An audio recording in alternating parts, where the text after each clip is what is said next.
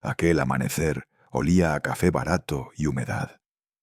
El cielo todavía estaba gris, y el canto del gallo se mezclaba con el tañido lejano de las campanas de la iglesia de San Miguel. Me levanté despacio, como cada día, con las rodillas protestando al primer paso. Encendí el fogón y puse a hervir el agua en mi vieja cafetera de aluminio. El sonido del hervor me daba una paz extraña, una rutina que mantenía en pie lo poco que quedaba de mi mundo. Mientras el café goteaba, abrí la ventana. Afuera pasaba el vendedor de tamales, con su grito alegre que cortaba la niebla. «Tamales oaxaqueños, bien calientitos». Le respondí con un gesto, aunque ya hacía tiempo que mi estómago no toleraba el maíz tan temprano. Enfrente, doña Irma colgaba la ropa húmeda. Levantó la vista y me saludó. «Buenos días, don Rafa». «Buenos días, doña Irma», contesté, fingiendo una sonrisa. Salí a caminar hasta la tienda de la esquina. El suelo del callejón estaba aún mojado por el rocío. El aire olía a tierra, a pan recién horneado. En la tiendita, Chepe estaba acomodando los periódicos. «¿Lo de siempre, don Rafa? Pan dulce y el informador, ¿verdad?». Asentí, dejando las monedas exactas sobre el mostrador. Él hojeó el diario mientras envolvía mi pan. «Mire esto. Fundación Elena Vega. Gala benéfica este fin de semana en Polanco». Me detuve, la vista clavada en esas letras. Ese nombre, Elena Vega, el nombre de mi difunta esposa. Chepe levantó la ceja, curioso. «¿Esa no es su hija, la señorita Lucía?». Respiré hondo. «Sí, la misma», le respondí con voz cansada. Él chasqueó la lengua, admirado. «Pues mire, don Rafa, qué orgullo, ¿eh? Sale hasta en el periódico». Sonreí apenas. Tomé el pan y el diario y caminé de regreso sin decir más. En casa puse el periódico sobre la mesa y observé mi pequeño refugio. Una mesa de madera rayada, un florero de plástico con flores marchitas y un viejo marco con la foto de Elena y Lucía, cuando aún éramos una familia. Toqué el cristal, retiré el polvo con la manga. Encendí la radio. La voz del locutor llenó la habitación. «Hoy hablaremos de Lucía Vega de León, la joven filántropa que ha conquistado los corazones de la alta sociedad con su fundación humanitaria». Cerré los ojos. De León. Qué rápido había aprendido a desprenderse del apellido de su madre, del mío. En la foto, Lucía tenía unos 10 años, vestido blanco, sonrisa abierta, sosteniendo un ramo de flores el día de su primera comunión. Era una niña tan buena, tan llena de ternura. Bajé el marco y lo dejé boca abajo. No podía mirar esa inocencia sin sentir un nudo en el pecho. A mediodía, el timbre sonó. Me sobresalté. Hacía meses que nadie venía. Abrí la puerta. Era Lucía. Parecía salida de una revista. Vestido blanco de tela cara, gafas de sol enormes, un moño perfecto en el cabello. Llevaba un bolso de diseñador y un gesto de prisa. «Solo tengo unos minutos, papá». «El chofer me espera abajo». La voz, seca, sin una pizca del calor que recordaba. Intenté ofrecerle café. «No, gracias, no tomo ese tipo de café», dijo mirando con desdén la taza de esmalte astillada. Sonreí para ocultar la vergüenza. «¿Y cómo va el trabajo, hija?» «Bien, papá, muy bien. Estamos organizando un evento grande. Todo es un caos», respondió sin mirarme mientras revisaba su teléfono. Le hablé de la calle, del panadero que había vuelto a abrir su horno, de los niños que jugaban fútbol con una pelota vieja. Ella apenas me escuchaba. «Papá, usted debería mudarse. Este barrio ya no es seguro. Además, es deprimente». Sus ojos recorrieron la casa con impaciencia. Se detuvieron en la foto de Elena, colgada torcidamente. ¿Todavía la tiene ahí?, preguntó con frialdad. Sí, dije. Esta casa nunca ha estado vacía de ella. Guardó silencio unos segundos. Su teléfono sonó. Yes, Ramiro, I'm leaving now. Wait for me, dijo en inglés, sin apartar la vista de la pantalla. Entonces abrió su bolso y sacó un sobre blanco. Lo dejó sobre la mesa. Te dejo algo para que arregles este lugar, dijo sin emoción. No necesito tu dinero, Lucía. No es caridad, papá. Es ayuda, replicó, con ese tono que mezclaba lástima y distancia. Se encaminó hacia la puerta. Yo quise decir algo, cualquier cosa, pero las palabras se me ahogaron. Antes de salir, se volvió. Papá, debería saberlo. Ya no soy Lucía Vega, soy Lucía Vega de León. Y se marchó. El eco de sus tacones retumbó en el pasillo. Luego, silencio. Me quedé mirando la puerta cerrada, el sobre la mesa. Durante unos segundos no quise tocarlo. Encendí un cigarrillo viejo, que ni siquiera encendía bien, y esperé. Al final lo abrí. No había dinero, solo una hoja doblada en dos. 3 palabras escritas con tinta azul. Adiós, mendigo. Sentí que el aire se me detenía en el pecho. Mis dedos temblaron y la taza de café cayó, derramándose sobre el mantel. El líquido oscuro corrió entre las grietas de la mesa como una sombra. Me quedé sentado largo rato mirando las letras. Mendigo. Esa palabra pesaba más que cualquier insulto. Por la ventana se escuchó el pitido intermitente de un camión retrocediendo. Pi, pi, pi. El mundo seguía como si nada. Salí al pequeño balcón. El viento olía a gasolina y pan tostado. Doña Irma, desde su puerta, me gritó: ¿Está bien, don Rafa? Sí, Irma, solo que el café se me enfrió, dije, apenas moviendo los labios. El sol ya caía cuando decidí caminar hasta la plaza. En la esquina, el bar de don Lucho estaba abierto. Entré. El olor a mezcal, a madera vieja y humo de cigarro me envolvió. Pedí uno doble. En la televisión sonaba El Rey de Vicente Fernández. Un hombre mayor, con la voz ronca de tantos tragos, me miró y dijo: «Hijo ingrato, duele más que la pobreza». No respondí. Solo levanté el vaso y bebí despacio. Cuando regresé a casa, el sobre seguía sobre la mesa, abierto, vacío. Me senté y lo doblé con cuidado, como si aún contuviera algo importante. Lo coloqué junto al retrato de Elena. «No te preocupes, Elena», susurré. «Todavía es nuestra hija, aunque el mundo le haya enseñado a olvidar». La luz del farol de la calle entraba por la ventana, iluminando apenas las 3 palabras escritas con esa tinta azul temblorosa. «Adiós, mendigo». Me quedé mirando hasta que las letras se desdibujaron con las lágrimas que no supe contener. Afuera, el silencio de la noche cayó sobre el barrio, pesado y lento. El café en la mesa se había enfriado del todo. Y yo también. Me desperté más tarde de lo habitual. La lluvia de anoche había sido fuerte, tanto que parte del techo había goteado sobre el suelo del comedor. Aún quedaban charcos pequeños donde el agua reflejaba la luz gris del amanecer. El aire olía a humedad, a pintura vieja y a café rancio. Me incorporé despacio, los huesos quejándose como si cada paso recordara los años que he cargado.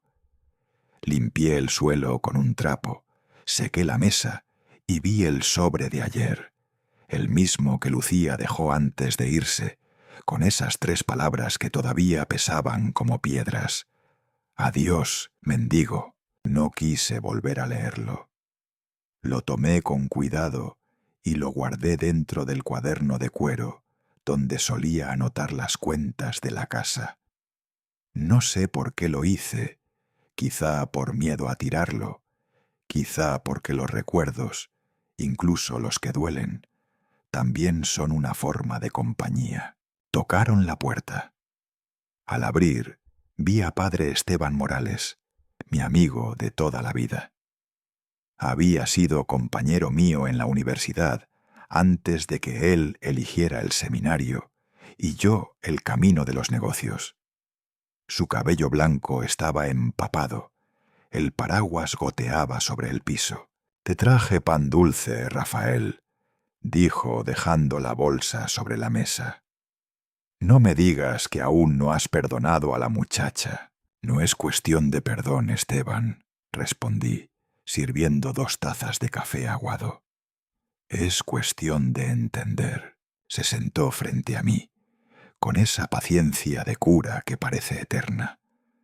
Miró alrededor del pequeño apartamento, los muebles viejos, el cuadro torcido de Elena, las manchas de humedad en la pared. «No cambias nada, ¿eh?», dijo con una sonrisa triste. «Aquí el tiempo no pasa». «El tiempo pasa, Esteban, solo que a veces uno se queda atrás». Él sacó el periódico que traía bajo el brazo. En la portada, la misma noticia que leí ayer. Fundación Elena Vega celebrará su gala anual en Polanco, con la presencia del gobernador del estado y varios empresarios del país. «Lucía está haciendo ruido», dijo el sacerdote tomando un sorbo de café. «Todos hablan de ella». Me reí sin alegría. «Elena se reiría de todo esto», murmuré. «De ver su nombre en una gala, donde el vino cuesta más que lo que yo gano en un mes». Padre Esteban dejó la taza y me miró con ese gesto que mezcla compasión y sermón. «Rafael, ella lleva el nombre de tu esposa, pero tal vez lo hace con buena intención. Quizá intenta honrarla». Negué con la cabeza. «El amor sin verdad no honra a nadie». Él suspiró y cambió de tema, contándome sobre la misa del domingo, sobre un nuevo altar que estaban restaurando. Yo lo escuchaba sin escucharlo. En el fondo, solo pensaba en Lucía, en cómo el apellido Vega había desaparecido detrás de otro nombre, de otro mundo. Cuando Esteban se fue, la casa volvió a quedarse en silencio. Tomé el sobre del cuaderno y lo guardé en el cajón del escritorio. Después, abrí el viejo armario de metal, ese que había resistido tantas mudanzas. Adentro estaban las carpetas amarillentas de mi antigua empresa. Sistemas Vega S.A. de CB. Abrí la caja de madera donde guardaba los papeles importantes. Ahí estaba, el contrato de venta a Telmex, con mi firma y la del licenciado Paredes, nuestro representante legal. Recordé aquella mañana fría en la oficina notarial, cuando entregué la empresa que había construido durante 20 años. El notario me dijo: «Con esto podría retirarse tranquilo, don Rafael». Pero yo no quería retirarme. Quería dejar algo que sobreviviera a mi nombre. Debajo del contrato había otro expediente, más delgado, con el sello en relieve. Fundación Elena Vega. Acta constitutiva. Mis manos temblaron al tocarlo. Hacía años que no lo veía, y entonces lo recordé todo. Fue una mañana de febrero, 4 años atrás, en la sucursal de BBVA de López Mateos. Había llenado los formularios de transferencia. 200 folios, firmas, sellos. Una operación por 150 millones de pesos destinados a una cuenta recién creada a nombre de Fundación Elena Vega Martínez. En el concepto escribí con mi propia letra: herencia familiar. El joven ejecutivo me miró con sorpresa. ¿Su hija está al tanto de esta donación, señor Vega? No necesita saberlo, le respondí. Lo hice por miedo. Miedo a morir sin dejar algo limpio, sin asegurar que el nombre de Elena siguiera vivo. Lucía estaba lejos entonces, estudiando una maestría en Monterrey. Apenas hablábamos por teléfono. Recuerdo su voz emocionada cuando me contó que iba a cambiar su nombre profesional a Lucía Vega de León. «Suena más elegante, papá», me dijo entre risas. «Más internacional». Yo reí con ella. «Haz lo que te haga feliz, hija», le respondí, aunque por dentro sentí una punzada. Aquella misma noche, en la sacristía, le conté a padre Esteban mi plan de crear la fundación con el nombre de Elena, usando los fondos de la venta de la empresa. Él frunció el ceño. «Mentir para proteger no es proteger, Rafael». «A veces el amor necesita disfraz», le respondí. Recuerdo cómo su mirada me atravesó. «El amor no se disfraza, se muestra. Si escondes tu nombre, ella también aprenderá a esconder el suyo». Pero yo no lo escuché. Semanas después, vendí la vieja casa de Zapopan. Vinieron a verla el licenciado Arriaga y su esposa. «Es una propiedad preciosa, don Rafael, pero el barrio está decayendo». Acordamos el precio, 3,2 millones de pesos. Firmé sin mirar atrás. Con ese dinero completé el fondo inicial de la fundación. Lo que sobró lo usé para alquilar este pequeño apartamento donde aún vivo. A veces me pregunto en qué momento la mentira se convirtió en herencia. A media tarde decidí visitar a Sofía Rivas, mi antigua secretaria. Vivía en un pequeño condominio en la colonia americana. Al verme se quedó sin palabras. «Señor Vega, pensé que se había retirado a la playa o algo así». «Nada de eso, Sofía. Solo vine a pedirte un favor. Necesito una copia de los documentos del fideicomiso que firmamos para la fundación». Ella se levantó y buscó entre sus archivos. Minutos después regresó con un sobre sellado. «Aquí está. Nadie sabía que usted era el verdadero fundador. Todos creíamos que había sido su hija». «Ni siquiera ella lo sabe», le contesté. Sofía me miró con una mezcla de respeto y tristeza. «Entonces, usted lleva años viviendo con un secreto». «Los secretos también envejecen, Sofía», le dije, sonriendo apenas. «Y con los años se vuelven más pesados». De regreso a casa, el cielo se había nublado otra vez. Me refugié en una librería vieja, cerca del Parque Revolución. Compré un cuaderno nuevo, de tapa dura color marrón. Cuando el dueño me preguntó si era para notas de trabajo, respondí: «No, para escribir la verdad». Me miró raro, pero sonrió. Esa noche, mientras la lluvia golpeaba el techo como si quisiera entrar, encendí la lámpara de escritorio y abrí el cuaderno. Saqué el sobre con las palabras de Lucía y lo usé como separador en la primera página. Escribí despacio con mi vieja pluma: «Esta es la historia de un padre que quiso esconder su amor bajo el nombre de su esposa». Me detuve. Afuera pasó el camión de la basura, haciendo crujir el asfalto con su peso. El sonido metálico de los contenedores al caer me recordó el ruido de mis propios errores. Miré la foto de Elena colgada sobre la pared, amarillenta por el tiempo. Su sonrisa era serena, casi irónica. «Mañana te contaré el resto», le dije en voz baja. Apagué la luz. La lluvia siguió cayendo, lenta, como si quisiera borrar las huellas de todo lo que alguna vez creí hacer bien. Y yo, por primera vez en mucho tiempo, dormí con la certeza de que los fantasmas del pasado ya no pedían castigo, solo verdad. El sol de la tarde caía a plomo sobre los techos de lámina. El aire olía a polvo caliente, a pintura seca, a esfuerzo. Estaba subido en una escalera, remendando el techo con alquitrán viejo que aún guardaba desde el año pasado. El sudor me corría por la frente y me nublaba la vista. Desde la calle se escuchaban los gritos de los niños jugando con una pelota desinflada y el ladrido del perro de doña Irma, que nunca se cansaba de vigilar el mundo. Pepe el albañil pasó con su gorra llena de cemento.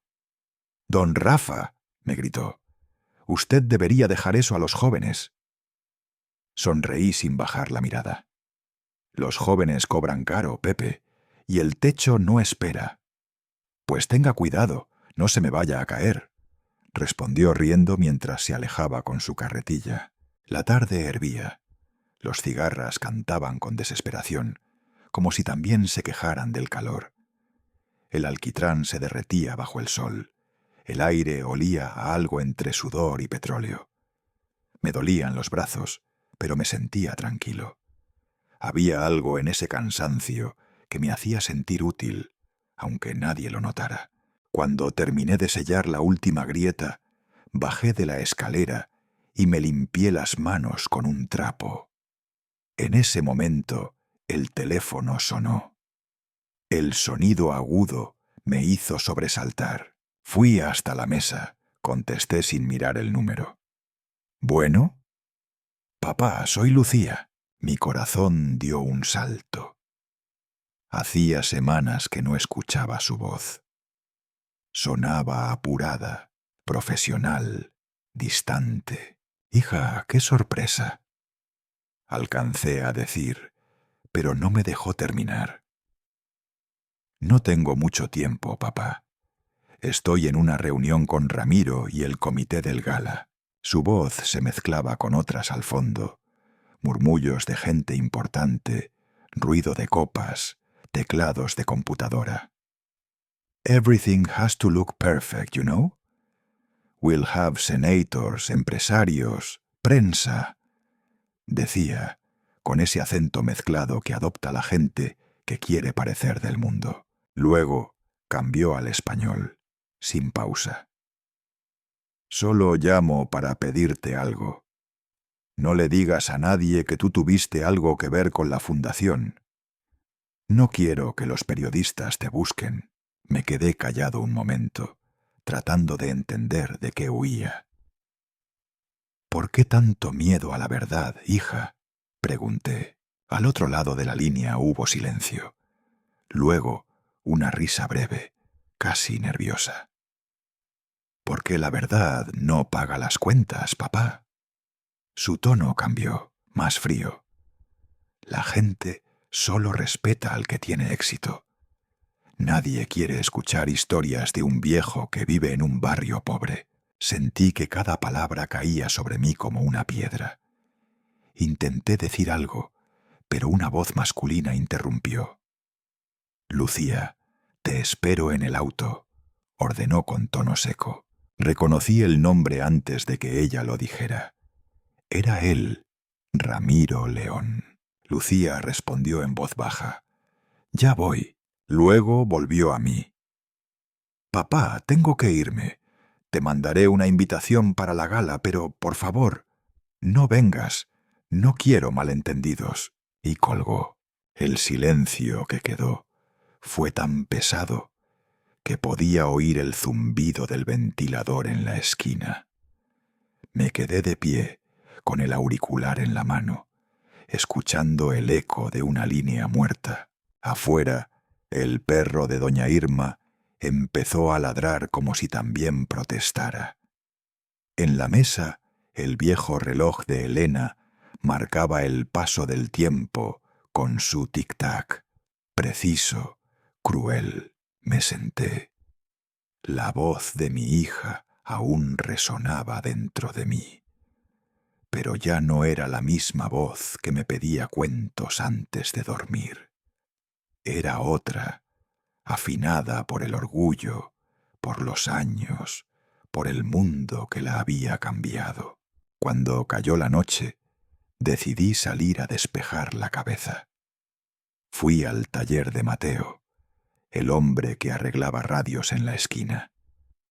Siempre tenía encendida una emisora de noticias, y el olor a estaño y cables quemados llenaba el aire. «Buenas noches, don Rafa», me saludó sin levantar la vista de un transistor. «¿Otra vez la radio fallando?» «No, solo quería escuchar algo distinto al silencio». Mateo rió. «Hoy hablan de los ricos que donan dinero, de fundaciones, eventos, cenas de gala». Levantó la mirada. «Oiga, ¿ese tal Ramiro León no anda con la hija del ingeniero Vega?» «Sí», le respondí despacio. «Con ella». El hombre asintió, como si hubiera confirmado un rumor. «Dicen que ese León es de familia poderosa. Pero ya sabe, donde hay dinero, hay trampa». No dije nada más. Salí del taller y caminé sin rumbo. Las calles olían a gasolina y pan recién hecho. Pasé frente a la panadería que Elena amaba. La vitrina aún mostraba conchas y orejas espolvoreadas de azúcar. Cuando llegué al final de la cuadra, vi un coche negro estacionado frente al callejón. Era un sedán de lujo, de esos que no suelen verse por aquí. Un grupo de jóvenes lo rodeaba, curiosos. Me acerqué despacio. Dentro del coche vi a Lucía. Llevaba un vestido elegante, el cabello recogido, y reía con esa risa que ya no conocía. A su lado, un hombre de traje oscuro, Ramiro, le tomaba la mano. Por un instante pensé que ella me vería, pero no. Su mirada estaba fija en él. Me quedé quieto, a unos metros, observando como un extraño. Ramiro le susurró algo al oído y luego le besó la mano. El coche arrancó y se perdió entre las luces de la avenida, dejando un olor dulce de perfume caro. Regresé a casa con un nudo en la garganta. Esa noche llamé a padre Esteban. «¿Sabes algo sobre la familia León?», pregunté. El sacerdote suspiró al otro lado del teléfono. «Son poderosos, Rafael, pero el poder no siempre trae paz. Ten cuidado con lo que esperas de esa unión». «No espero nada, Esteban», le dije. «Solo que no la devoren». Colgué sin ganas. La habitación quedó oscura.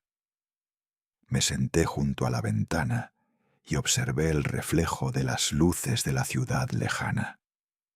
En el silencio, el reloj seguía marcando el paso de la noche. Sobre la mesa, un periódico abierto mostraba la foto de Lucía y Ramiro, sonrientes bajo un titular dorado. «La nueva pareja dorada de Polanco». Recogí el diario, lo doblé con cuidado y lo puse bajo el marco con la foto de Elena. «Mira, Elena», susurré, «nuestra hija aprendió a volar, pero olvidó el camino a casa. Dormí poco». Los sueños vinieron mezclados con recuerdos. Lucía corriendo por el jardín, Elena peinándola antes de su primera comunión. Al amanecer, el cartero tocó la puerta. Traía un sobre grueso, elegante, con letras doradas. Fundación Elena Vega. Invitación Gala Anual. Lo abrí. Adentro había una tarjeta blanca con detalles dorados, el logo en relieve y una nota escrita a mano. «Papá, por favor, no vengas. Esto es importante para mí. Me quedé mirando esa frase largo rato. La caligrafía era suya, pero el tono no. La doblé con cuidado y la guardé en el mismo cajón donde descansaban los otros 2 sobres, el del adiós mendigo y el de la fundación. Afuera, los niños volvían a jugar fútbol. Uno gritó «¡Gol!» y todos aplaudieron. Me quedé junto a la ventana, viendo cómo caía el sol sobre los techos viejos. Pensé en lo que me había dicho Esteban una vez. El orgullo también suena como campana, pero su eco no bendice a nadie. Esa tarde, mientras el cielo se tornaba naranja, comprendí que mi hija ya no hablaba desde el corazón, sino desde un lugar donde el amor se cambia por aplausos. Y sin embargo, a pesar de todo, aún esperé su próxima llamada. Aquella mañana, el aire olía a pan recién hecho y a gasolina. El cielo sobre Guadalajara estaba limpio, sin rastro de las tormentas de la semana pasada. Caminé despacio hasta el café de la esquina, Café La Esperanza, un sitio pequeño donde las mesas de hierro siempre estaban tibias por el sol y donde me conocían por nombre. Rosa, la joven mesera que estudiaba contabilidad en las noches, me sonrió desde el mostrador. ¿Otra vez café americano, don Rafa? Asentí con una sonrisa cansada. El de siempre, mija. Y si queda un bolillo. Me senté en la mesa del fondo, junto a la ventana. El murmullo del tráfico se mezclaba con la radio del local, que hablaba sobre los preparativos para la próxima gala benéfica en Polanco. Saqué mi ejemplar de El Universal, lo abrí y en la página interior encontré una foto que me heló la sangre. Lucía Vega de León, vestida de blanco, sonriendo entre políticos, empresarios y socialites. El pie de foto decía: la joven filántropa que ha revolucionado la escena de la beneficencia mexicana. Leí la nota completa. Cada línea sonaba hueca, como un elogio comprado. Nombraban la fundación una y otra vez, pero ni una sola palabra sobre su origen, sobre mí, sobre Elena. Tragué saliva y dejé el periódico a un lado. En ese instante, la puerta del café se abrió y una ráfaga de aire tibio movió las cortinas. Entró una mujer joven, de unos 30 y pocos años, camisa blanca bien planchada, pantalones oscuros, cabello corto y gesto decidido. Llevaba un bolso de cuero marrón y un cuaderno gastado bajo el brazo.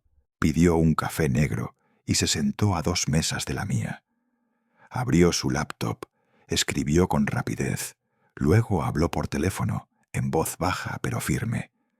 Sí, lo tengo confirmado. La transferencia salió del fideicomiso original. No, todavía no hay declaración oficial del fundador. Mi curiosidad despertó. Pero no quise escuchar más. Había aprendido que a veces el silencio protege mejor que las palabras. Cuando terminé mi café y me levanté para pagar, la vi salir apresurada, dejando un folder de documentos sobre la mesa. Rosa lo notó primero. «Señorita», gritó, pero ya era tarde. La muchacha había cruzado la calle. Rosa tomó el folder, lo miró y leyó en voz baja: Fundación Elena Vega. Levantó la mirada hacia mí, sorprendida. ¿No es el nombre de su esposa, don Rafa? Mi corazón se detuvo un segundo. «Dámelo», dije rápidamente. Salí del café casi corriendo. La llamé desde la puerta. «Señorita, espere». Ella se volvió. Olvidó esto. Me miró fijamente. Sus ojos eran oscuros, inteligentes, con esa mirada de quien está acostumbrada a descubrir verdades. «Gracias», dijo tomando el folder, pero no se movió. «¿Usted es don Rafael Vega?», preguntó con naturalidad. Me quedé helado. «¿Por qué lo pregunta?», logré decir. Ella sonrió apenas. «Porque su nombre aparece en los documentos de transferencia del fideicomiso». No supe qué contestar. Sentí como si el aire se hubiera vuelto espeso. «Debe de haber un error», dije al fin. Ella sacó una tarjeta y me la entregó. «Jimena Vidal, Investigaciones Financieras, El Universal. Estoy haciendo un reportaje sobre fundaciones fantasmas», explicó. «Y la suya tiene algo distinto, algo que huele a historia escondida». «No tengo nada que decir», le respondí, intentando mantener la calma. «Eso dicen todos antes de que la verdad hable sola», replicó con una media sonrisa antes de irse. Esa tarde, mientras arreglaba unos papeles, sonó el teléfono fijo. Era Sofía Rivas, mi antigua secretaria de la empresa. «Señor Vega», su voz sonaba nerviosa. «Me llamó una periodista. Dice que sabe que usted vendió Sistemas Vega a Telmex y que hubo una transferencia a una fundación». Sentí un sudor frío recorrerme la espalda. «No diga nada, Sofía. No quiero que esto llegue a Lucía». «Pero ella parecía tener documentos oficiales», murmuró. «Hágame caso. No se meta en esto». Colgué. Pero el silencio que quedó fue peor que cualquier conversación. Salí rumbo a la iglesia. Necesitaba hablar con alguien que no me juzgara. Encontré a padre Esteban limpiando el altar, con su sotana vieja manchada de cera. «Padre, me han encontrado», le dije sin rodeos. Me escuchó sin interrumpir mientras le contaba todo. La periodista, los documentos, la amenaza. Cuando terminé, se secó las manos y me miró con esa serenidad que solo dan los años. «La verdad no destruye, Rafael», dijo con voz pausada. «Solo revela lo que ya estaba roto». «Pero puede destruirla a ella», respondí. «No. Ella se destruye sola si sigue construyendo sobre mentiras». No supe qué contestar. Me despedí y salí de la iglesia con una sensación amarga, como si mis pasos ya no me pertenecieran. Al llegar a casa, noté algo raro. Un coche negro, con los vidrios polarizados, estaba estacionado al otro lado de la calle. Un joven con cámara fotográfica apuntaba hacia mi ventana. «Oye», grité. El tipo se sobresaltó, subió al coche y arrancó a toda velocidad. Alcancé a leer parte de la placa. CDMX 21. Venía de la capital. Esa noche el teléfono no sonó, pero mi computadora sí. Un correo nuevo, sin remitente conocido. «Sabemos quién es usted realmente. El reportaje saldrá en 2 días». Me quedé mirando la pantalla durante minutos.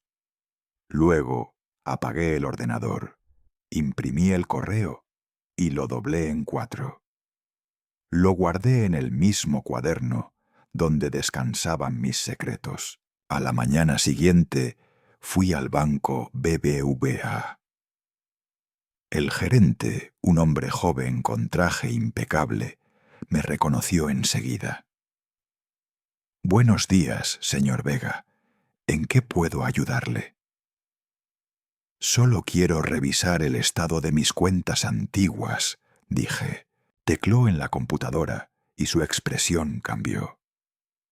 «Disculpe, pero hubo alguien aquí la semana pasada preguntando por sus movimientos de hace años. Mostraron una orden de revisión judicial».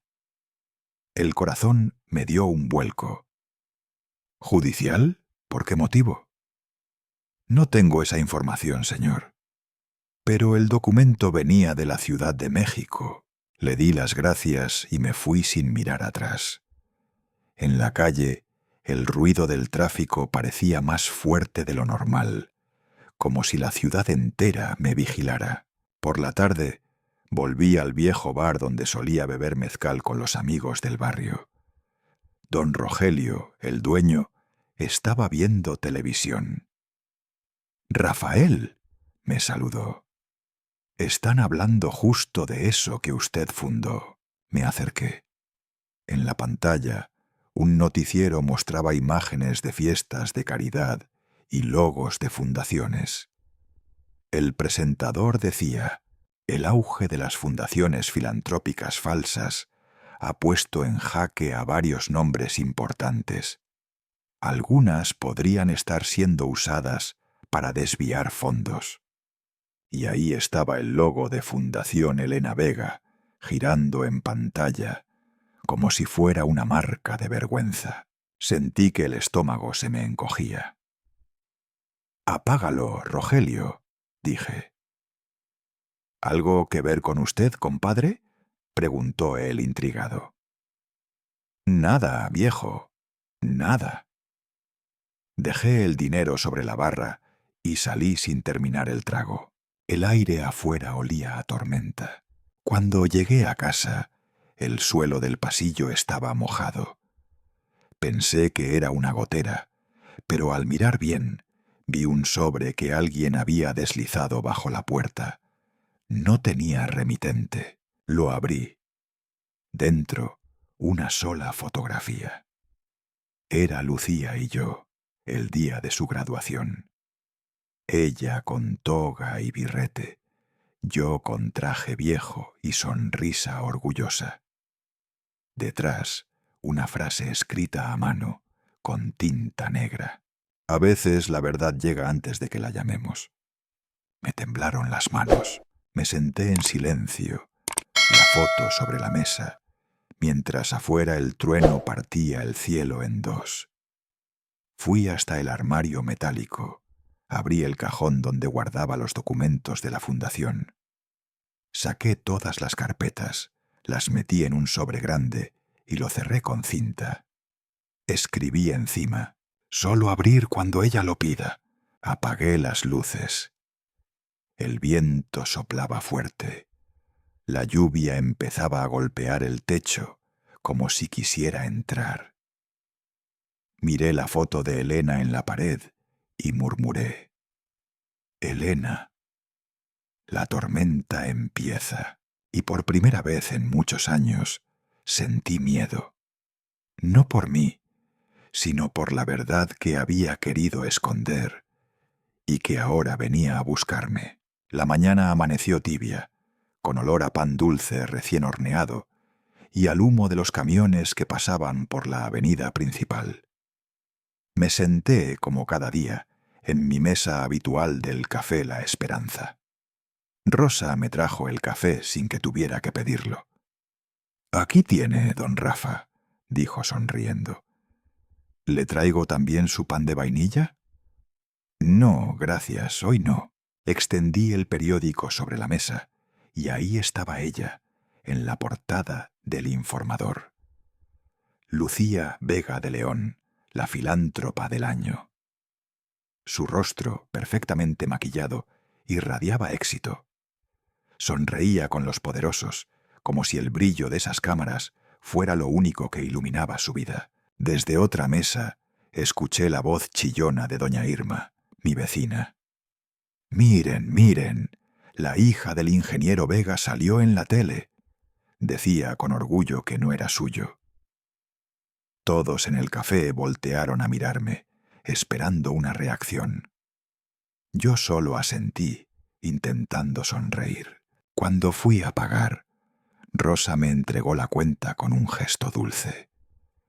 «Don Rafa, si fuera mi hija, me sentiría orgullosa», dijo con sinceridad. Le sonreí apenas.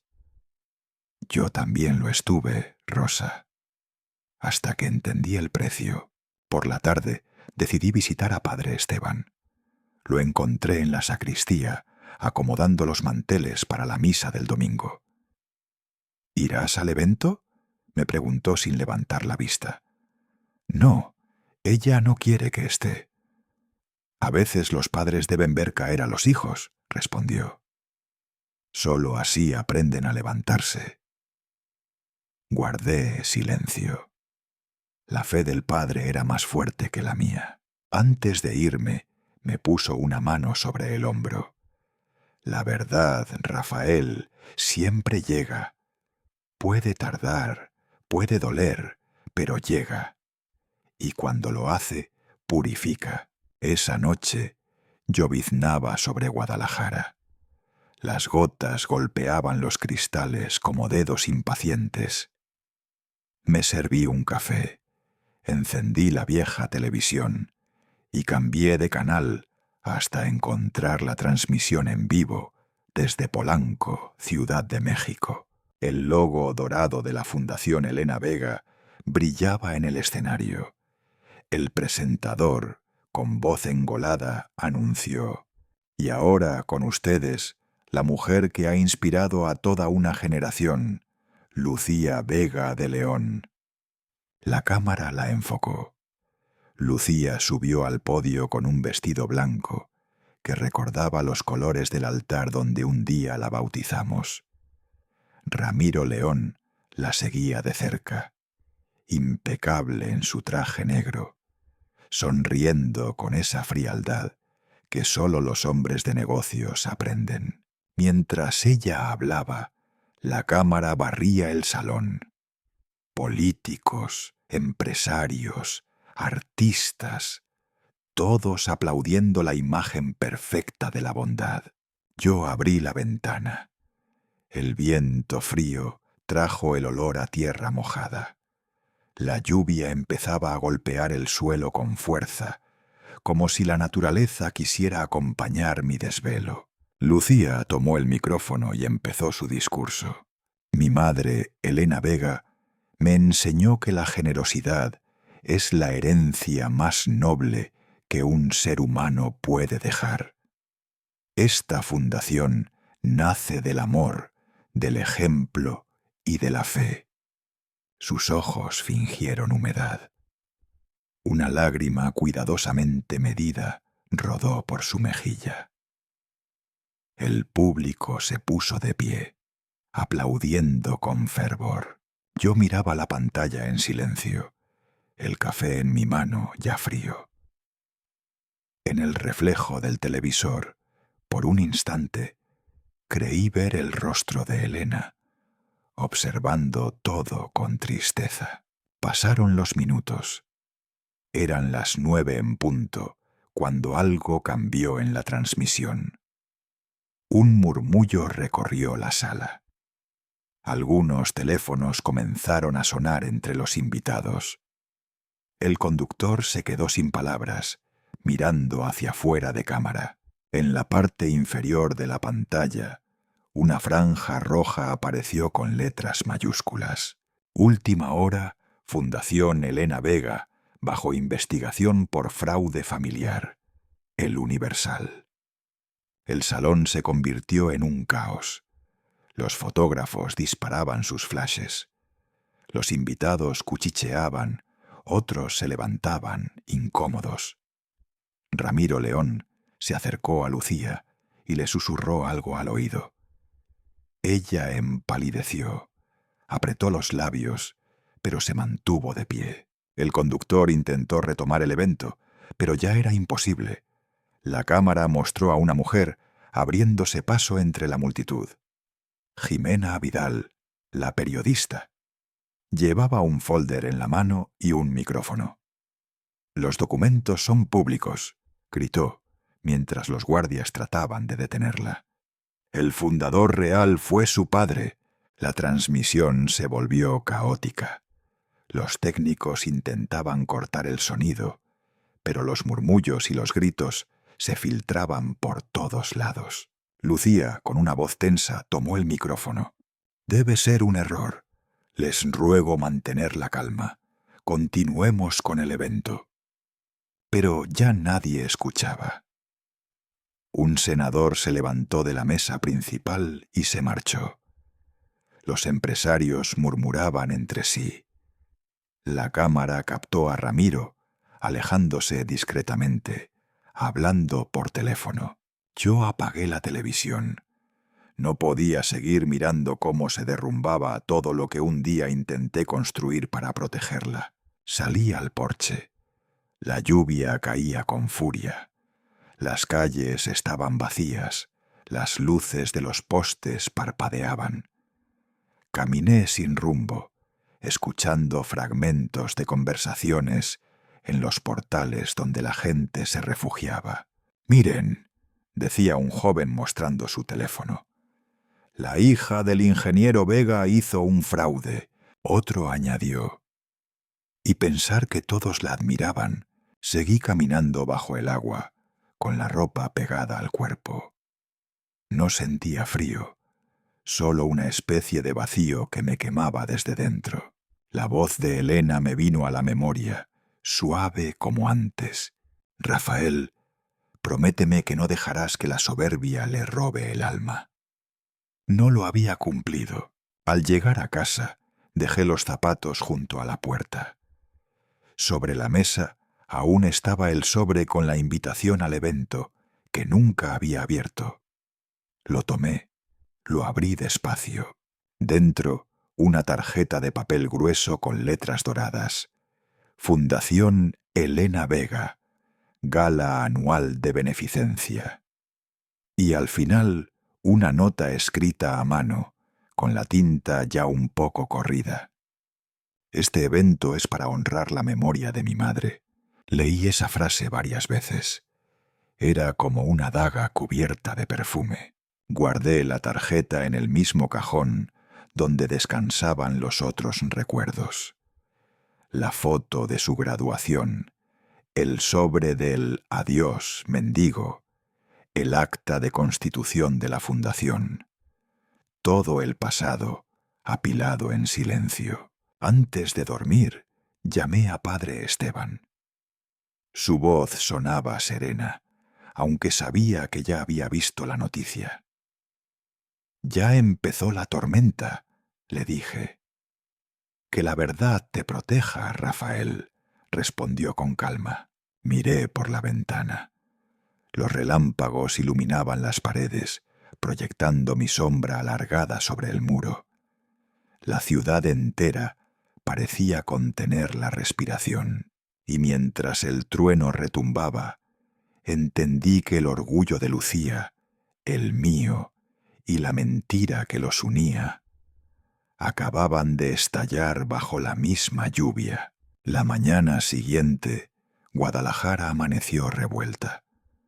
Las campanas de la iglesia repicaban, pero no por misa. Sonaban entre las voces de la gente que hablaba en la calle, en los cafés, en las tiendas.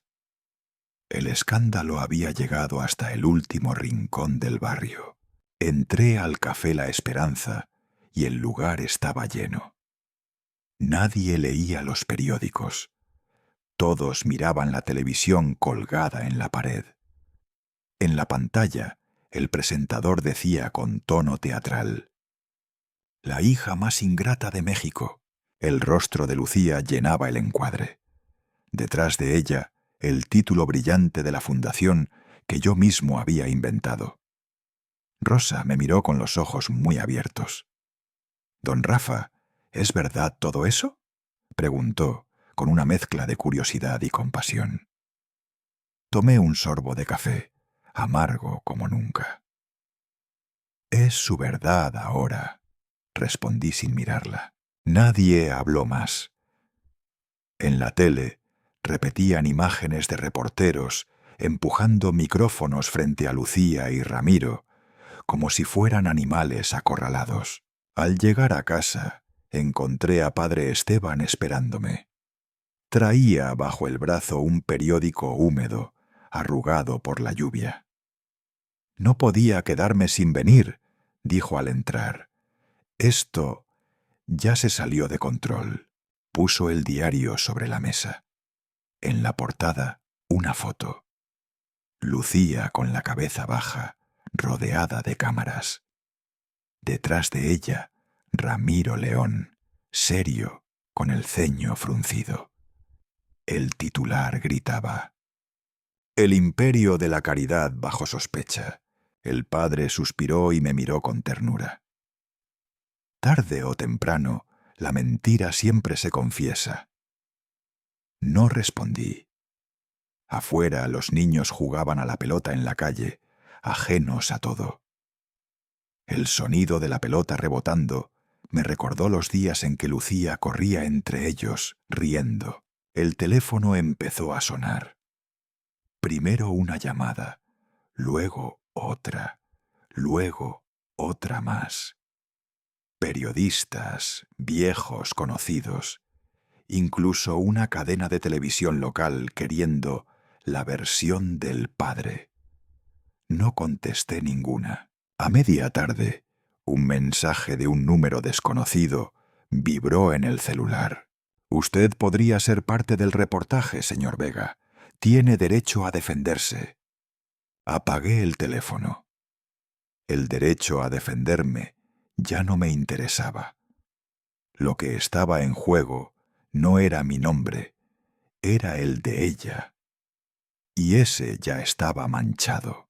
Al mediodía me llamó Sofía Rivas, mi antigua secretaria. «Señor Vega», dijo con voz temblorosa, «están buscando los documentos de la venta de la empresa a Telmex. Dicen que usted ocultó ingresos». «Guárdalos, Sofía», le pedí. «Nadie más debe verlos». «Pero, ¿y si la policía los pide?» «Entonces, que me los pidan a mí. Yo asumiré lo que haya que asumir».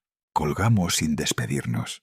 Mientras tanto, en Ciudad de México, las imágenes mostraban a Lucía rodeada de periodistas frente a la puerta del hotel donde se refugiaba. Un hombre gritó: «¿Es cierto que su padre creó el fondo falso?». Ella, detrás de unas gafas oscuras, guardó silencio. «No comments», dijo en inglés, con voz cansada. Los reporteros insistían.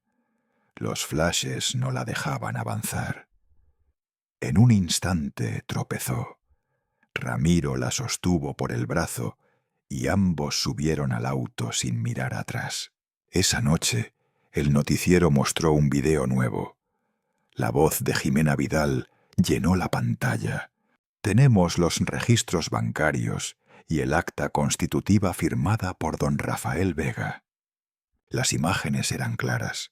Mi firma, mis transferencias. El país entero lo vio. Los comentaristas de televisión organizaron mesas de debate, tertulias, programas de opinión.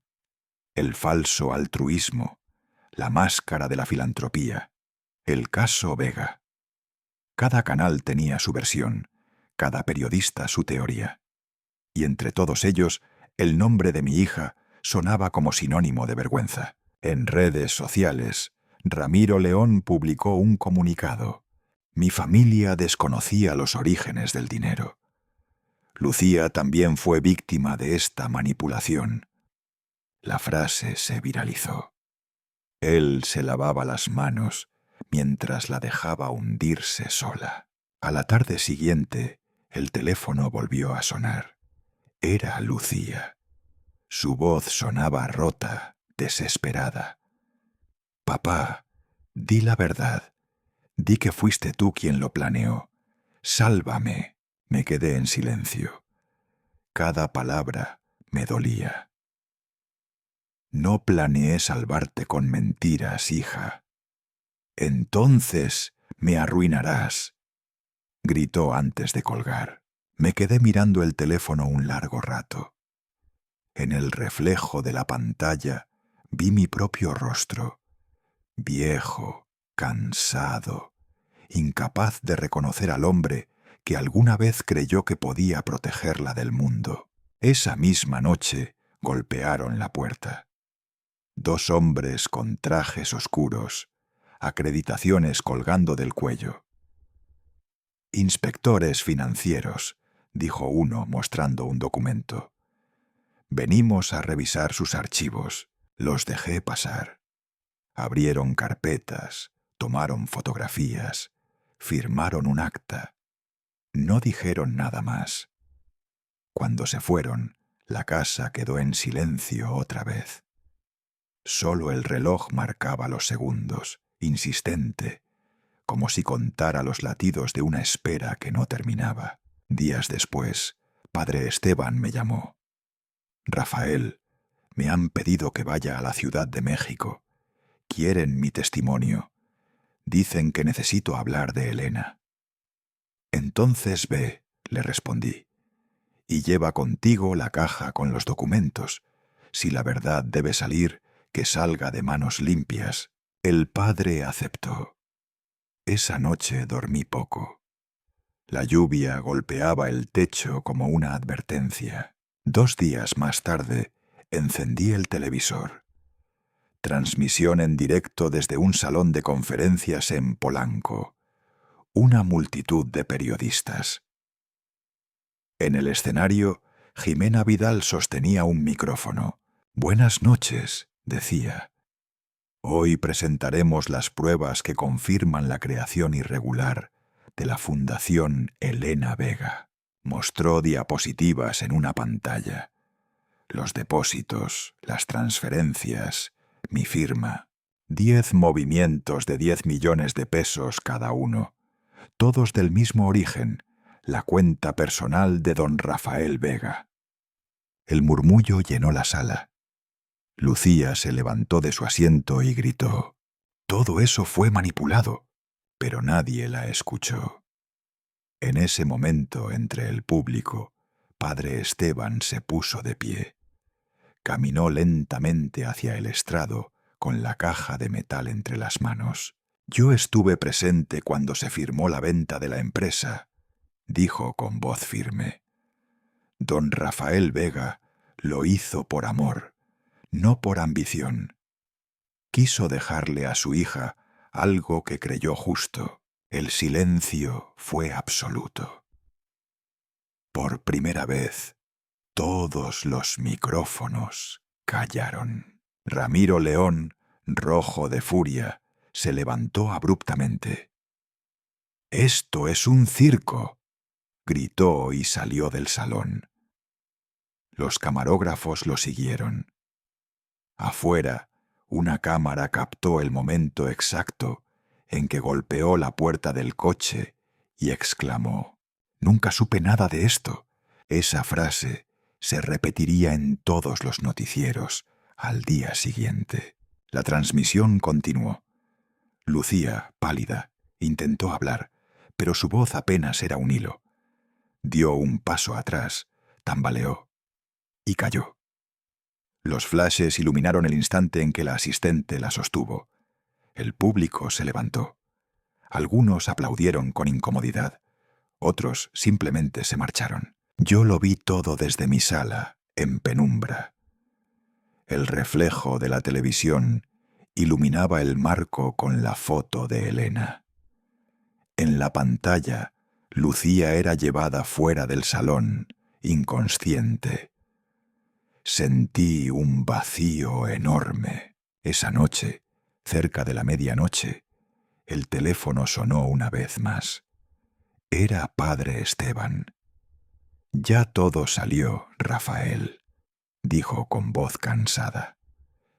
«Entonces que la verdad haga su trabajo», respondí. Nos quedamos unos segundos en silencio. Luego colgué, me levanté y fui hasta el altar pequeño donde reposaba la foto de Elena. Encendí una vela nueva. La llama tembló con el viento que entraba por la ventana, proyectando su luz sobre las paredes agrietadas. «Ahora sí, Elena», susurré. «El peso ya no es mío». Fuera, la lluvia comenzaba otra vez. Y por primera vez en mucho tiempo no sentí miedo. Solo una tristeza serena, la de un padre que ha perdido casi todo, excepto la verdad. La mañana amaneció gris sobre Guadalajara. El aire olía a polvo y a café recalentado. Caminé hasta la tienda de Chepe, el tendero del barrio, a comprar el periódico. Al llegar lo encontré hablando con dos hombres mayores. Todos tenían el mismo tema en la boca. «¿Supiste, Rafa?», dijo Chepe en voz baja, como quien comparte una noticia prohibida.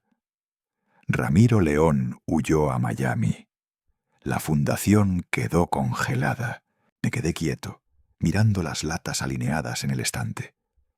No dije nada, solo pedí mi ejemplar de El Universal.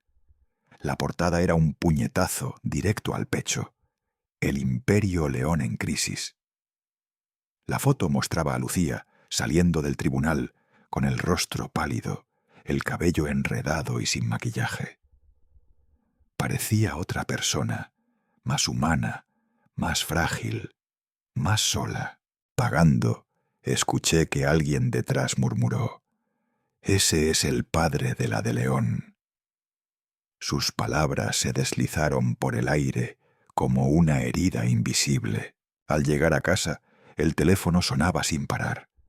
Contesté y reconocí la voz de padre Esteban.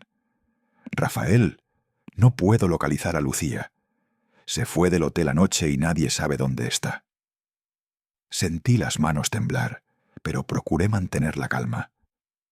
«Ella siempre supo esconderse, padre. Cuando el miedo llega, busca la sombra más oscura». Colgamos sin decir más. Afuera, el cielo se cubría de nubes y el viento del sur traía olor a tierra húmeda. Por la tarde fui al banco BBVA, donde aún tenía la cuenta vieja de la empresa. El gerente, que me conocía desde hacía años, me saludó con una sonrisa forzada.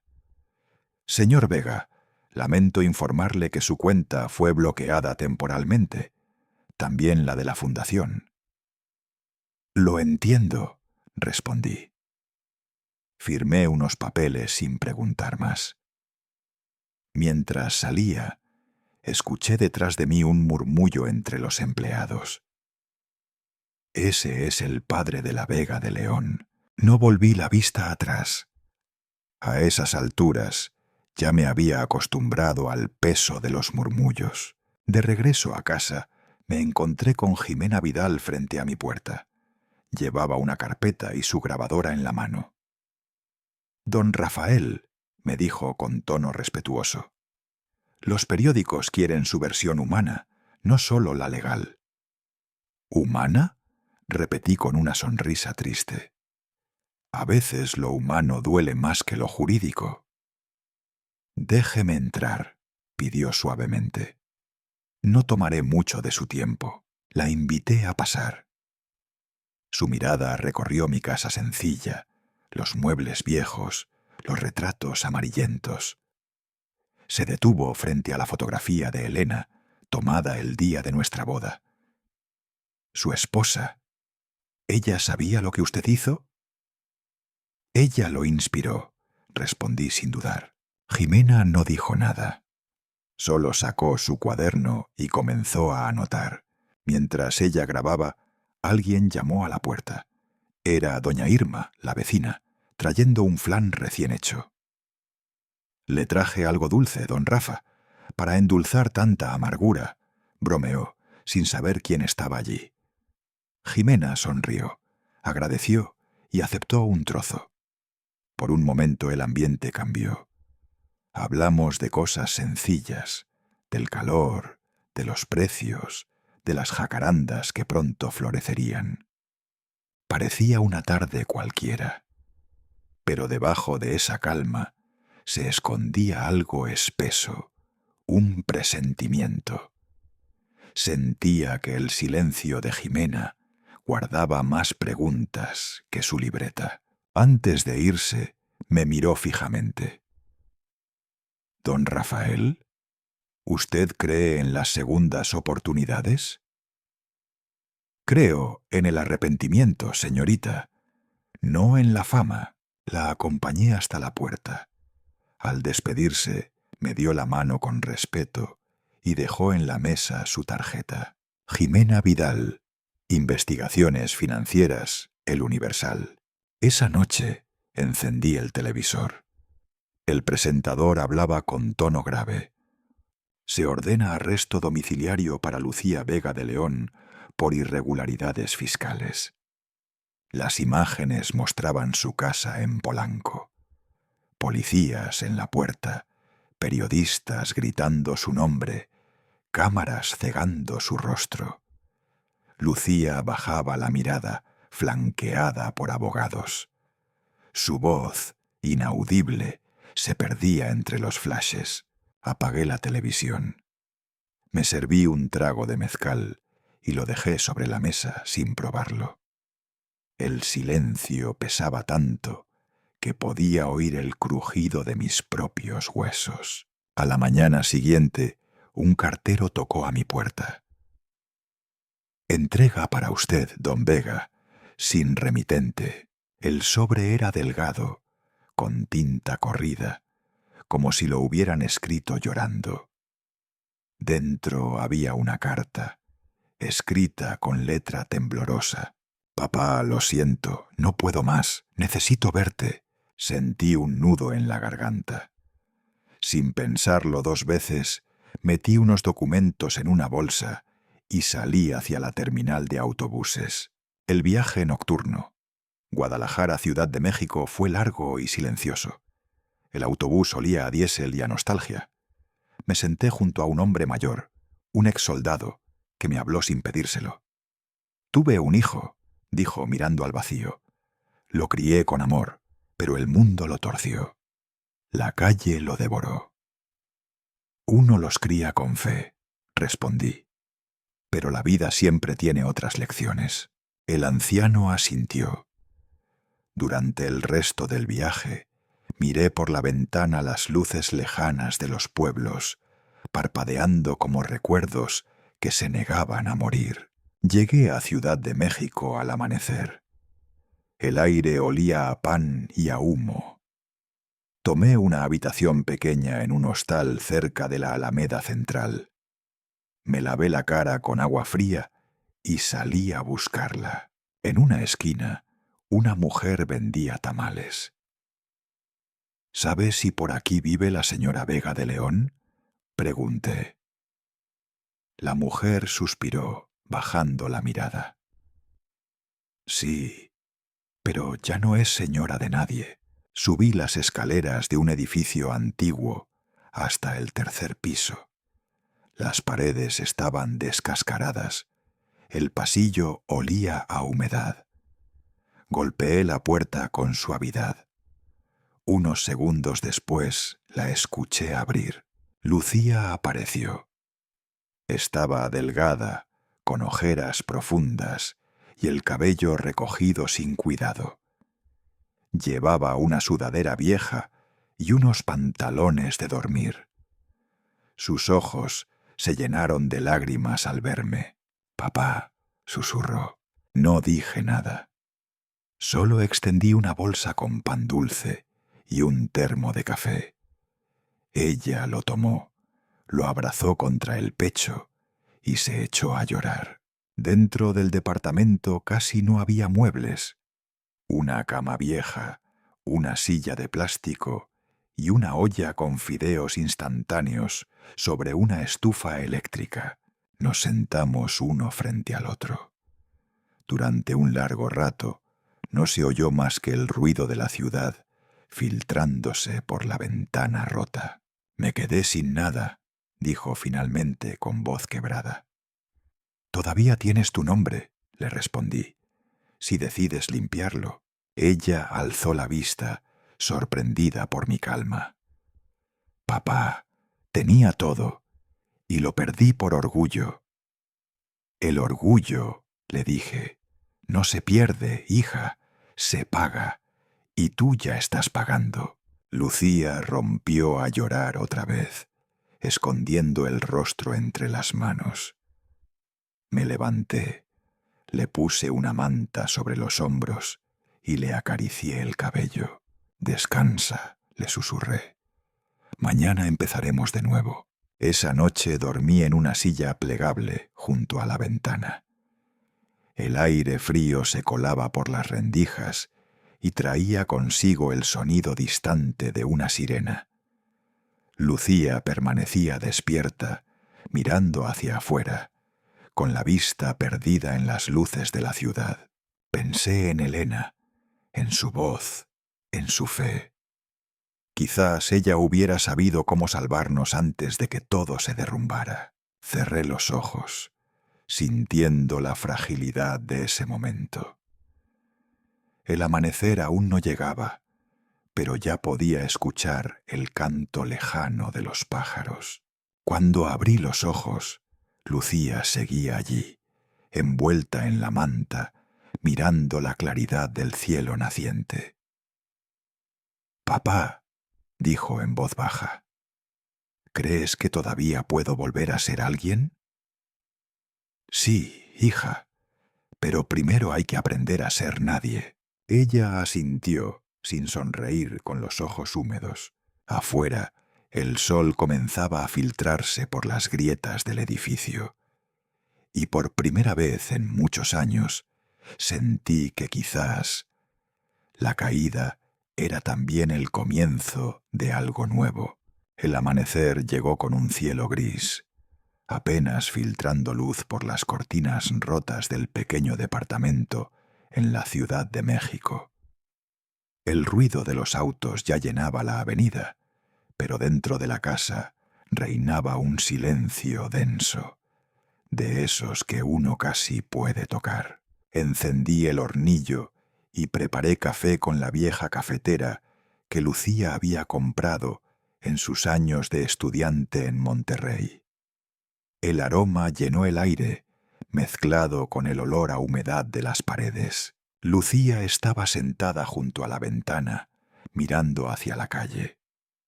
Tenía el cabello recogido, la piel pálida y las manos temblorosas.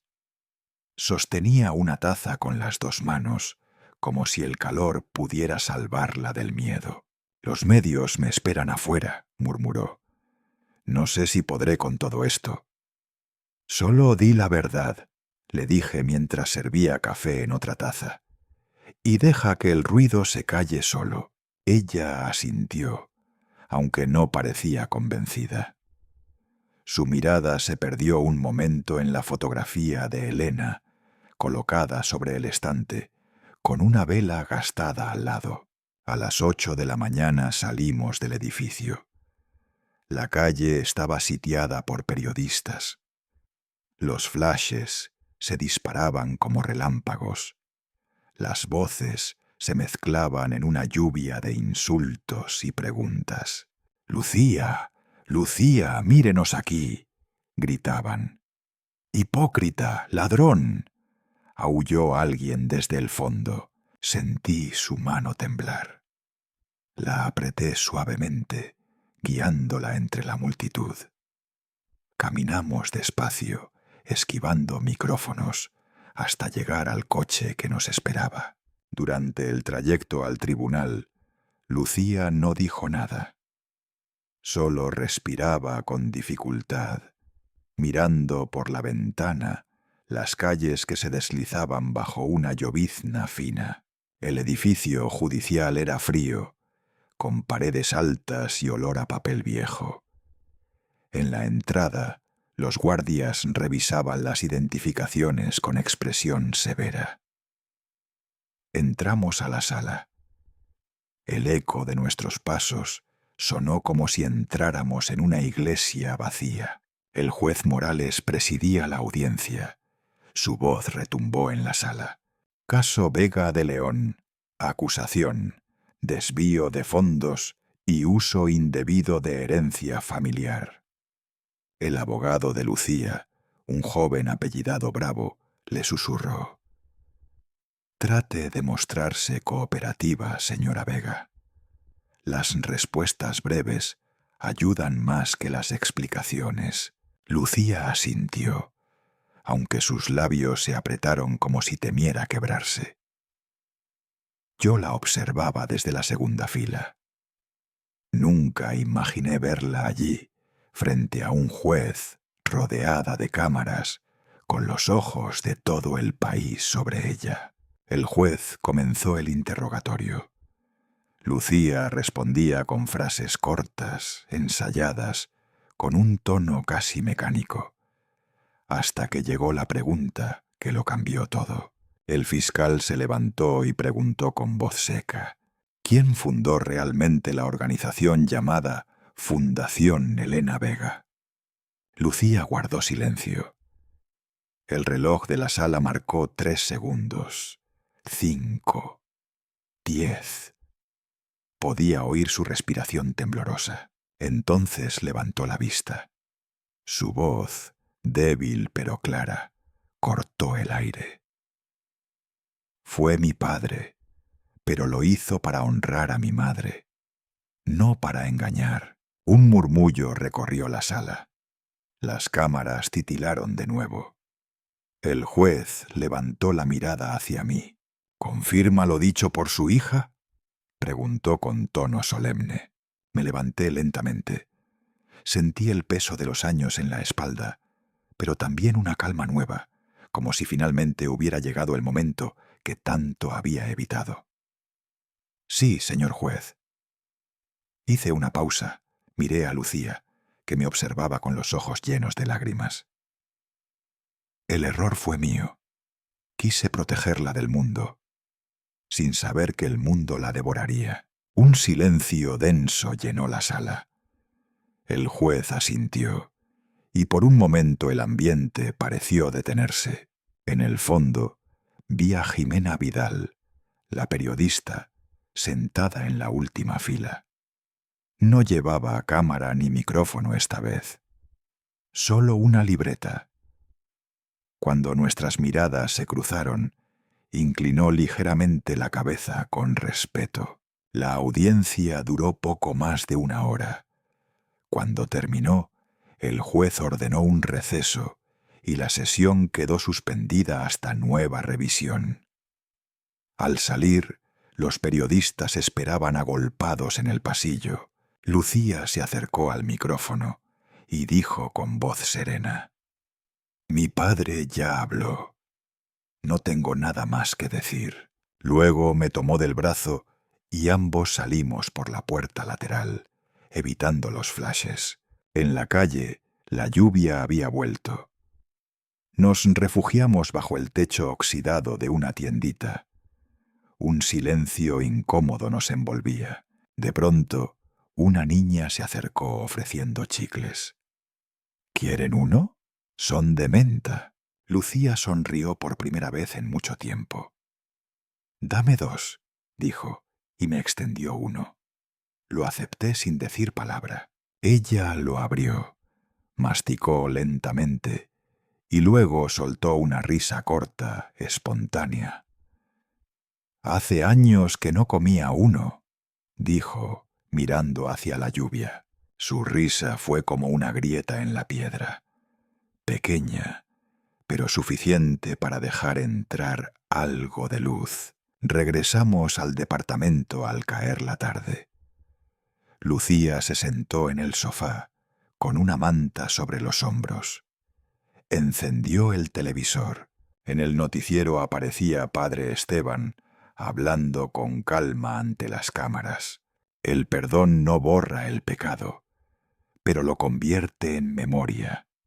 Y la memoria, si se cuida, puede sanar. Lucía lo escuchó en silencio. Cuando el programa terminó, apagó el televisor y dijo en voz baja: «Quizá mamá me perdonaría si pudiera verme ahora». Me acerqué y puse una mano sobre su hombro. «Ella ya lo hizo, hija, desde antes de que nacieras». Sus ojos se llenaron de lágrimas, pero esta vez no las escondió. La noche cayó suave sobre la ciudad. Me asomé al balcón. Las luces de los autos se reflejaban en los charcos y el sonido del tráfico se mezclaba con el murmullo constante de la lluvia. Detrás de mí, escuché a Lucía moverse por la casa. el sonido de los platos, el roce de una silla. Cuando volví la mirada, estaba ordenando la mesa. Dobló un paño limpio y lo colocó frente al retrato de Elena, encendiendo una vela nueva. Se quedó mirando la llama durante largo rato, en silencio. Yo observaba desde el balcón, sin decir nada. Por primera vez sentí que aquella casa, aunque pobre, aunque pequeña, respiraba paz. La casa está en paz otra vez, murmuré. El viento movió las cortinas y la vela titiló sin apagarse. Lucía levantó la vista y me sonrió, cansada pero sincera. Afuera, el ruido de la ciudad seguía, pero dentro solo quedaba el rumor del silencio, suave y necesario. El silencio de los que por fin se atreven a perdonarse. El primer amanecer en Guadalajara después de tantos meses en la Ciudad de México me pareció distinto. El aire olía a tierra recién lavada y el sonido de los gallos se mezclaba con el silbido lejano de un tren. Encendí el fuego y preparé café con la vieja cafetera de aluminio. El agua tardó más en hervir de lo acostumbrado, como si también ella se resistiera a despertar. Lucía estaba en el patio, barriendo hojas secas con movimientos lentos, casi ceremoniosos. El sol tímido se filtraba entre las tejas rotas, iluminando el polvo que danzaba en el aire. Doña Irma, mi vecina de toda la vida, pasó por la vereda. Llevaba una canasta de ropa limpia y la mirada afilada de quien nunca olvida. «Nunca pensé verla por aquí otra vez», dijo sin detenerse. Lucía bajó la cabeza. «Yo tampoco, señora», respondió apenas con voz apagada. El silencio que siguió pesó más que la frase. La casa se veía vieja, como si los años se hubieran amontonado en cada esquina. El techo seguía filtrando agua, la pintura se despegaba de las paredes y el retrato de Elena estaba cubierto por una fina capa de polvo. Lucía tomó un trapo y lo limpió con cuidado, casi con ternura. Mientras reparaba el marco de la puerta principal, le dije sin mirarla: «Las casas también perdonan, hija, si uno las cuida». Ella asintió, y por un instante creí ver en sus ojos algo parecido a la paz. El olor a pintura se mezcló con el aroma del café y de la tierra húmeda.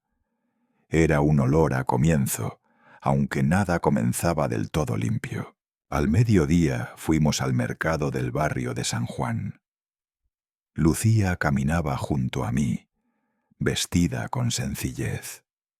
Blusa blanca, pantalones viejos, sin maquillaje. Algunos la reconocieron al instante. «¿No es la de la tele?», murmuró una mujer al pasar. Otro hombre comentó: «La muchacha que cayó del cielo y se estrelló». Lucía bajó la mirada y se alejó. Yo fingí no escuchar. Solo pedí medio kilo de tomates y 2 ramos de flores de cempasúchil. «¿Para quién son las flores?», preguntó el vendedor. «Para mi esposa», respondí con calma. De regreso en casa, encontramos a Jimena Vidal esperándonos frente al portón. Llevaba una chaqueta de mezclilla, el cabello recogido y una expresión más amable que la primera vez que la vi. «No vengo a hacer una nota, don Rafael», dijo antes de que yo hablara. «Vengo a pedir permiso para cerrar la historia». Sacó un sobre de su bolso y me lo extendió. Dentro había un manuscrito: «El hombre que mintió por amor». Lo leí por encima. Las palabras eran suaves, sin morbo ni rencor. Hablaban de un padre que quiso esconder el amor bajo una mentira, de una hija que lo confundió con vergüenza y de una verdad que los alcanzó a ambos demasiado tarde. Levanté la vista y sonreí, con tristeza y alivio a la vez. Por primera vez alguien entendió. Lucía trajo un vaso de jugo y lo ofreció a Jimena. No se miraron directamente, pero el gesto bastó. Jimena dijo al levantarse: «Usted perdió mucho, don Rafael, pero aún puede enseñar». Lucía, con voz ronca, añadió: «Tal vez enseñar a no repetir mis errores». Jimena asintió y se marchó sin tomar notas. Por la tarde, el sol se filtraba entre las nubes y bañaba la fachada de la casa con una luz dorada. Lucía y yo decidimos pintar el muro exterior. El sonido del rodillo mojado en pintura se mezclaba con las risas de los niños del barrio que jugaban a la pelota. Una pelota cayó sobre la pared recién pintada, dejando una mancha blanca. Uno de los chicos se acercó asustado. «Perdón, señor». «No te preocupes, hijo», le dije. «Así se empieza, con risa y manos sucias». Lucía sonrió y siguió pintando. Hacía meses que no la veía sonreír de esa forma. Ya entrada la noche, el teléfono sonó. Era padre Esteban. Su voz sonaba más cansada que de costumbre. «Rafael, la fundación será disuelta oficialmente. Todo quedará en los registros, como un proyecto cerrado». Lucía, que estaba sentada a mi lado, escuchó la noticia en silencio. Después de un largo rato dijo: «Tal vez mamá prefiera eso, empezar desde cero». Le acaricié el hombro. «Elena estaría orgullosa, no por lo que fuiste, sino por lo que estás intentando ser ahora». Al día siguiente fuimos juntos al cementerio de San Joaquín. El camino estaba cubierto de polvo y hojas secas. Sobre la lápida de Elena había flores marchitas, casi deshechas por el sol. Lucía se arrodilló y colocó las margaritas frescas que habíamos comprado. «Perdóname, mamá», dijo con voz entrecortada. «Creí que el dinero podía ser orgullo.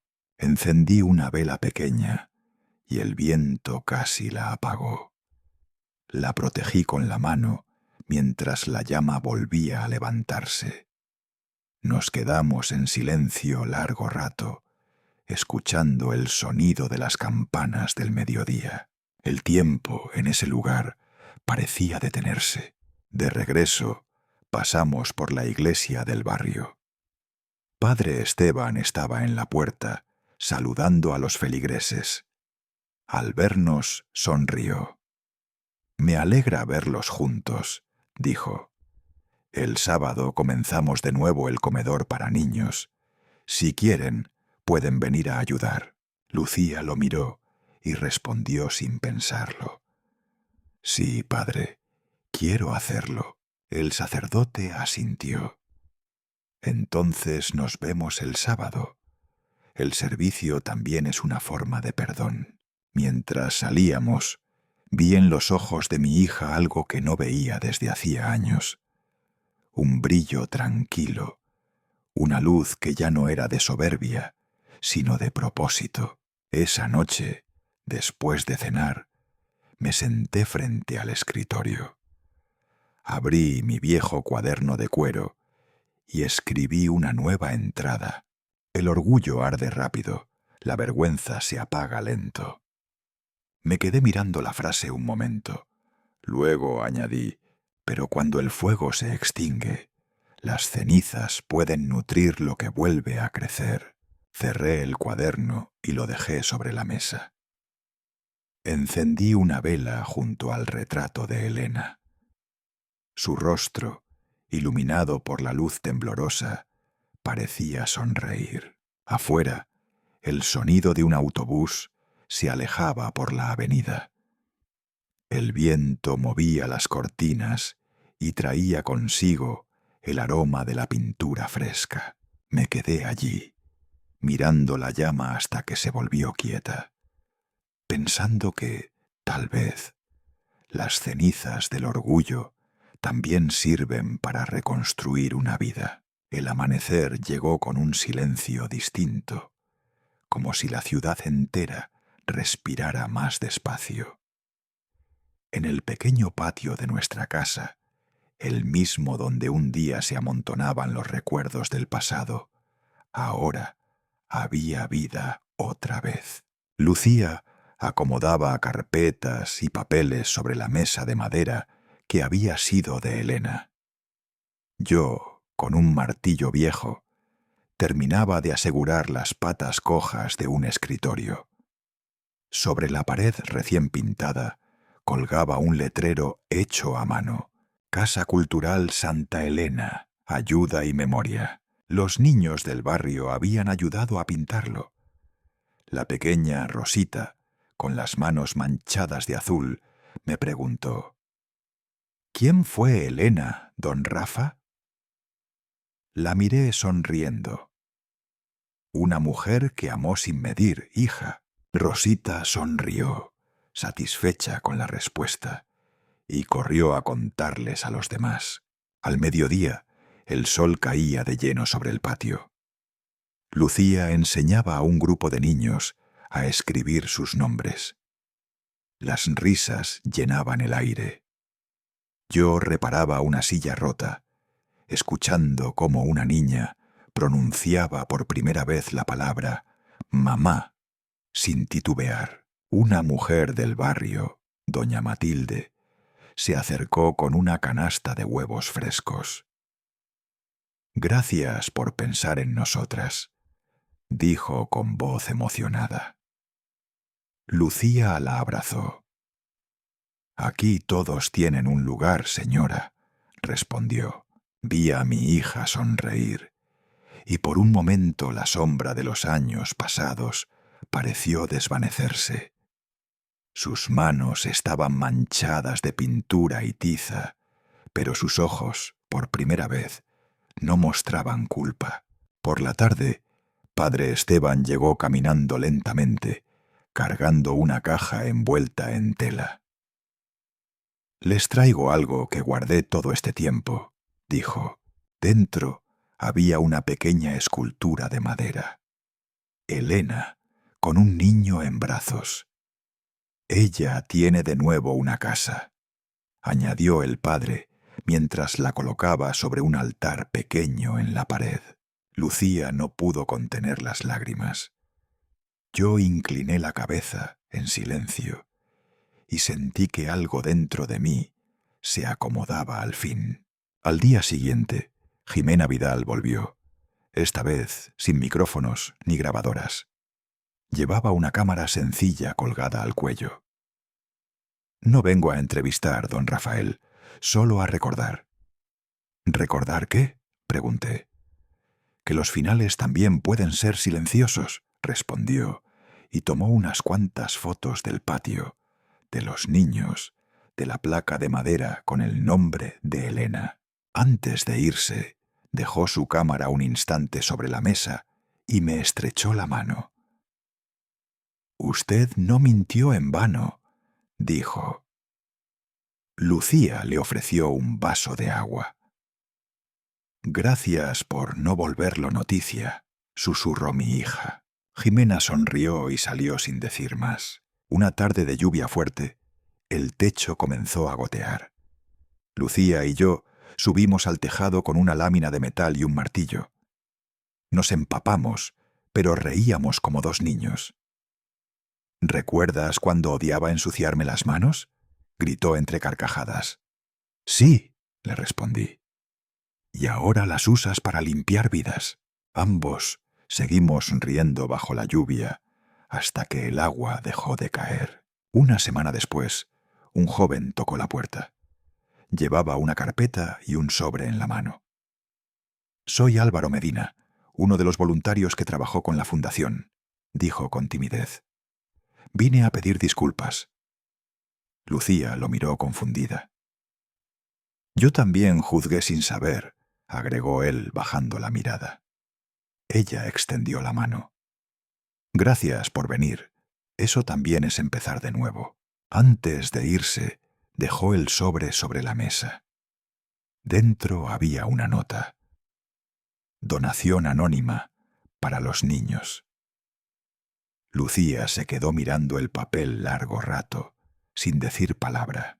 Esa noche, en la iglesia de Santa Elena, se inauguró una pequeña exposición fotográfica con el nombre de mi esposa.